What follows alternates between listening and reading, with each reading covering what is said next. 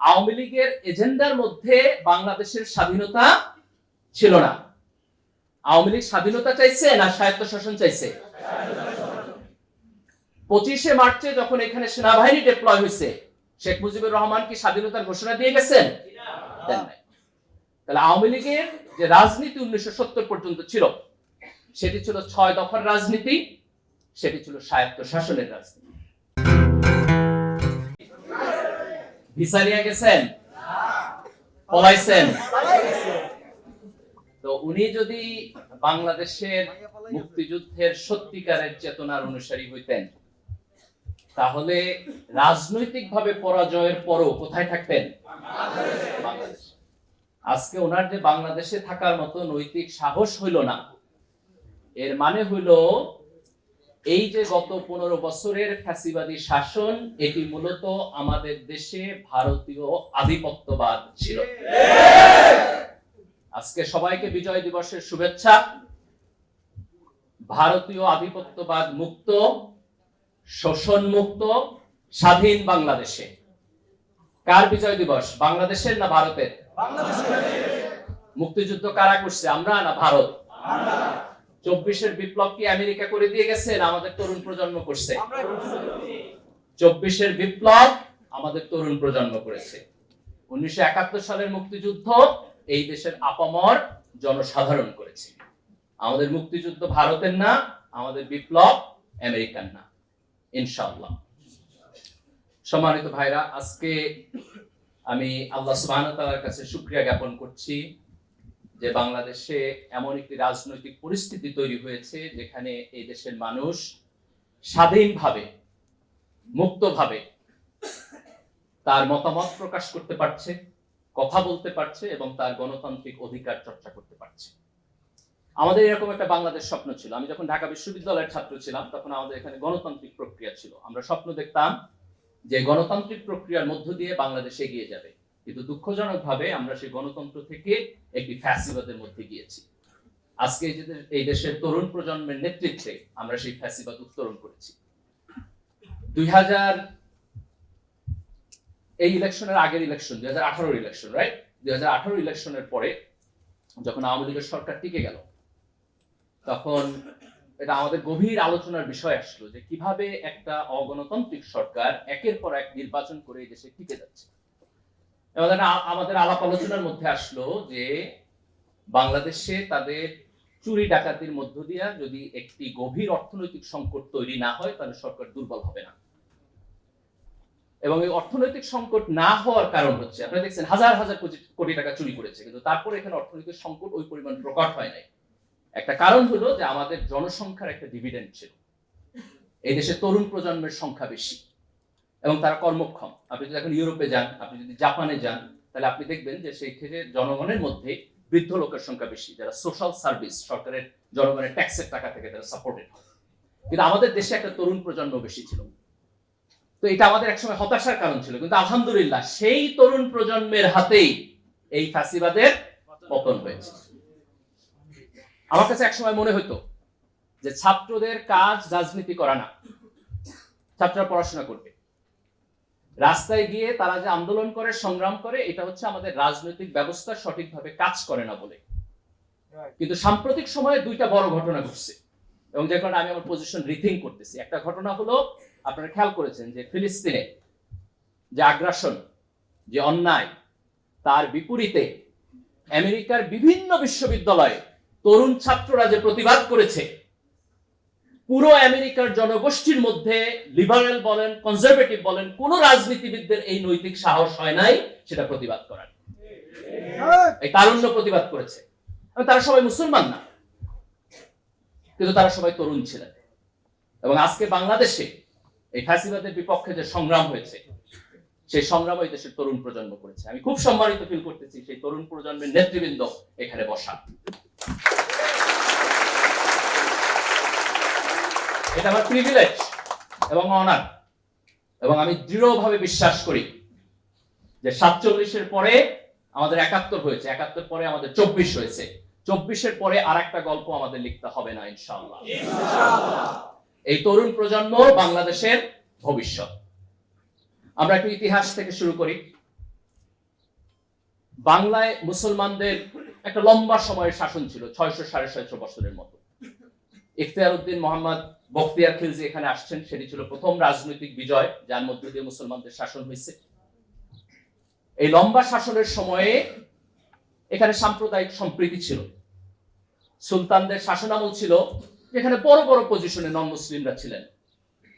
সরকারের উজির ছিলেন, সেনাবাহিনীর প্রধান ছিলেন। হিন্দু মুসলমানদের দ্বন্দ্ব এটা তখন কোনো নৌন ফেনোমেনা ছিল না।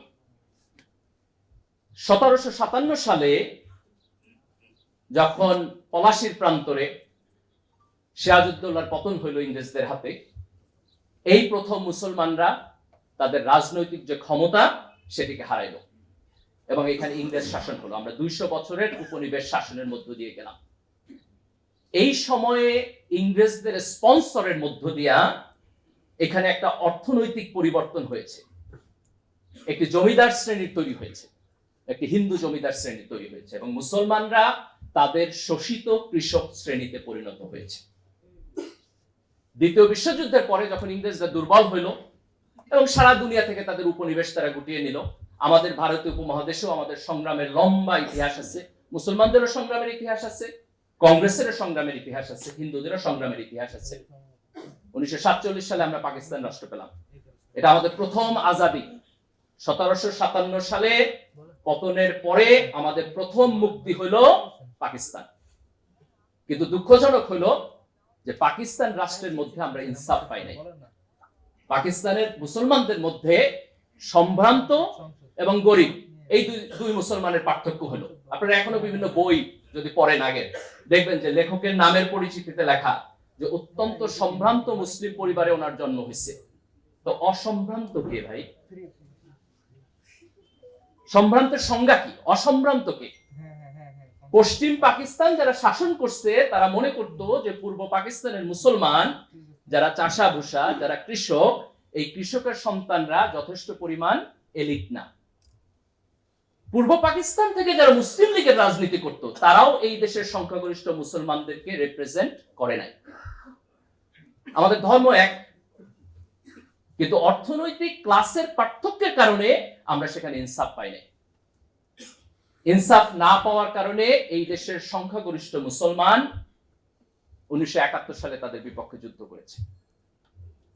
1970 সালের যে নির্বাচন, আওয়ামী লীগের এজেন্ডার মধ্যে বাংলাদেশের স্বাধীনতা ছিল না। আওয়ামী লীগ স্বাধীনতা চাইছে না স্বায়ত্তশাসন চাইছে? 25শে মার্চে যখন এখানে সেনাবাহিনী ডিপ্লয় হয়েছে, শেখ মুজিবুর রহমান কি স্বাধীনতার ঘোষণা দিয়ে গেছেন? দেন নাই। তাহলে আওয়ামী লীগের যে রাজনীতি 1970 পর্যন্ত ছিল সেটি ছিল 6 দফার রাজনীতি, সেটি ছিল স্বায়ত্তশাসনের রাজনীতি। কিন্তু 25শে মার্চে যখন এখানে সেনাবাহিনী ডিপ্লয় হলো এবং 70-এর গণতান্ত্রিক নির্বাচনে আওয়ামী লীগ জয়লাভ করেছে, কিন্তু সেই সংসদে আওয়ামী লীগের হাতে ক্ষমতা দেয়া হলো না। এই দেশের মানুষ এই বেইনসাফির প্রতিবাদ করেছে। কিন্তু আমাদের সামনে প্রশ্ন ছিল যে মুক্তিযুদ্ধ যখন শুরু হয়েছে তখন আমরা এই মুক্তিযুদ্ধে জয়লাভ করতে পারবো কিনা। ভারতের সহায়তা নিয়ে যদি মুক্তিযুদ্ধে জয়লাভ করি তাহলে এই দেশ স্বাধীনভাবে টিকবে কিনা। এই কোশ্চেনের মেরিট আছে না নাই? এই দেশের উপর ভারতীয় আধিপত্যবাদ হইছে না হয় নাই?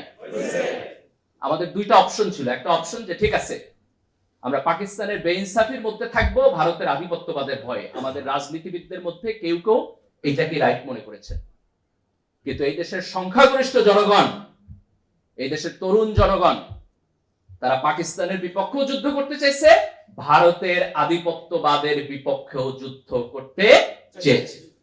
এই কারণে আমাদের সংগ্রাম 71-এ শেষ হয় নাই। আমাদের সংগ্রাম 24-এ এসে ভারত এবং পাকিস্তান উভয়ের আধিপত্যবাদের বিপক্ষে দাঁড়িয়ে আমরা সত্যিকারের বাংলাদেশী হয়ে উঠেছি। 71-এর মুক্তিযুদ্ধ ইসলামের বিপক্ষে হয় নাই। শামসুর রহমান তো সেকুলার কবি, উনিও তো লিখছেন যে স্বাধীনতা তুমি পিতার উদার জায়নামাজের কোমল জমিন। এই দেশের মুক্তিযোদ্ধারা মুক্তিযুদ্ধ করছে, নামাজ পড়ছে। এই দেশের মুক্তিযোদ্ধারা মুক্তিযুদ্ধ করছে, আল্লাহর কাছে বিজয়ের জন্য প্রার্থনা করছে, দোয়া করছে। কিন্তু স্বাধীনতার পরে এই দেশে আওয়ামী লীগ, শেখ পরিবার, কিছু বাম রাজনীতিবিদ তারা মুক্তিযুদ্ধের ইতিহাসকে মনোপলি করেছে। ৭২-এর সংবিধানে তারা সেকুলারিজম আছে।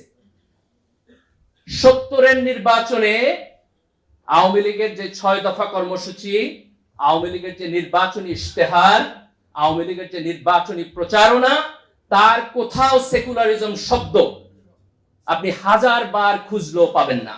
তাহলে ৭২-এর সংবিধানে সেকুলারিজম আসলো কোথা থেকে? ৭২-এর সংবিধানে সমাজতন্ত্র আসছে। আওয়ামী লীগ কিছু কিছু জায়গায় সমাজতন্ত্র বলছে, কিন্তু সেটা বলছে সামাজিক ন্যায় বিচার অর্থে, অর্থনৈতিক ন্যায় বিচার অর্থে। তাহলে ৭২-এর সংবিধানে তারা যেভাবে সমাজতন্ত্র লিখেছে সেটিও মুক্তিযুদ্ধের চেতনা ছিল না। বাঙালি জাতীয়তাবাদ তো ছিলই না। এই দেশে তো শুধু বাঙালিরা বসবাস করে না, পশ্চিমবঙ্গের বাঙালি এবং বাংলাদেশের বাঙালি, তাদের দুইজনের রাজনৈতিক অভিমুখ কি এক? তাদের রাজনৈতিক চিন্তা এক? তাহলে বাঙালি জাতীয়তাবাদ আমার আদর্শ কিভাবে হয়? তাহলে ধর্মনিরপেক্ষতা আমার আদর্শ না, সমাজতন্ত্র আমার আদর্শ না, বাঙালি জাতীয়তাবাদ আমার আদর্শ না, কিন্তু আমার সংবিধানে তার সবকিছুই আসছে। তাহলে আওয়ামী লীগ সর্বপ্রথম ৭২-এর সংবিধানের মধ্য দিয়ে এই মনোপলি করেছে। তারপরে ৭৫-এ তারা গণতন্ত্র থেকে সরাসরি চলে গেল এক দল, এক দেশ, এক নেতা বাকশালে। দেখেন এটা কত বড় আয়রনি। ১৯৭০ সালের নির্বাচনে, গণতান্ত্রিক নির্বাচনে আওয়ামী লীগ জিতলো। সেই নির্বাচনের ফলাফল পশ্চিম পাকিস্তান মানল না বলে আমরা মুক্তিযুদ্ধ করলাম। আর সেই মুক্তিযুদ্ধের মধ্য দিয়ে যে সরকার হইল, সেই মুক্তিযুদ্ধের যিনি নেতৃত্ব দিলেন সেই শেখ মুজিব ১৯৭৫ সালে সেই গণতন্ত্রকে বাদ দিয়ে উনি বাকশাল প্রতিষ্ঠা করলেন। এটা আমাদের জাতিগত শেম, এটা আমাদের জাতিগত শেম ১৯৭৫ সালে যেটি হয়েছে। কিন্তু ইতিহাসের পরিক্রমা উনি বাকশাল কন্টিনিউ করতে পারলেন না।